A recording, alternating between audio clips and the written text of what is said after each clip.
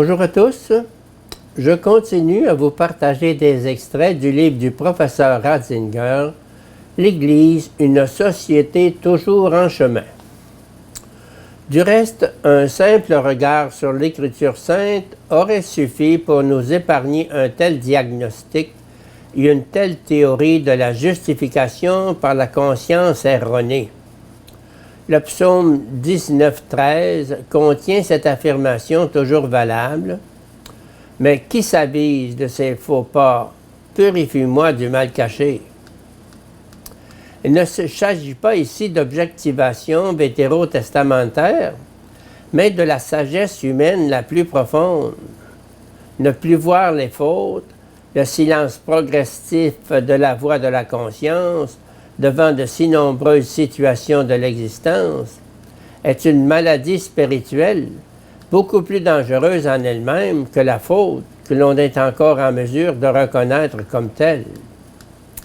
Qui n'est plus en mesure de reconnaître que tuer est un péché est tombé beaucoup plus bas que celui qui peut encore reconnaître le mal qu'il a fait, car il s'est éloigné encore davantage de la vérité et de la conversion.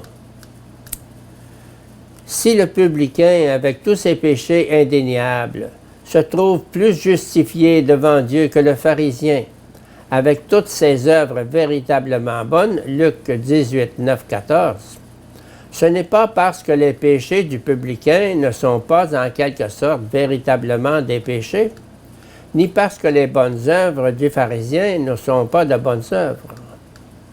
La raison véritable de ce jugement paradoxal de Dieu devient claire justement à propos de notre problème.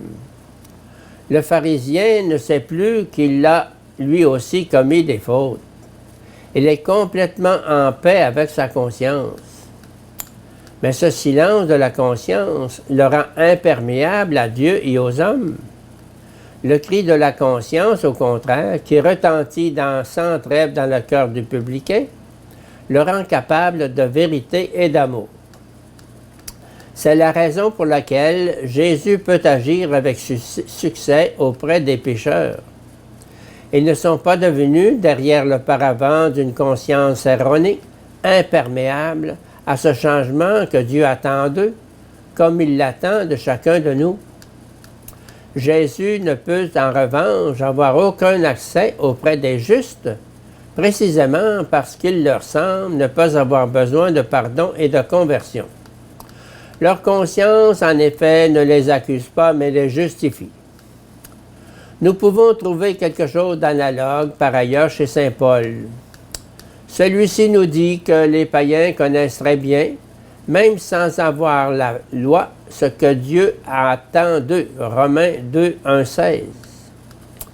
Toute la théorie du salut par le moyen de l'ignorance s'écroule devant ces versets. Il y a dans l'homme la présence absolument inévitable de la vérité unique du Créateur, qui a été ensuite mise également par écrit dans la révélation de l'histoire du salut. L'homme peut voir la vérité de Dieu en raison de son essence de créature. Ne pas la voir est un péché. On ne la voit pas seulement quand on ne veut pas la voir, parce qu'on ne veut pas la voir. Ce refus de la volonté qui empêche la connaissance est coupable. Par conséquent, si le voyant lumineux ne s'allume pas, c'est parce qu'il y a volonté délibérée de nous soustraire à ce que nous ne voulons pas voir.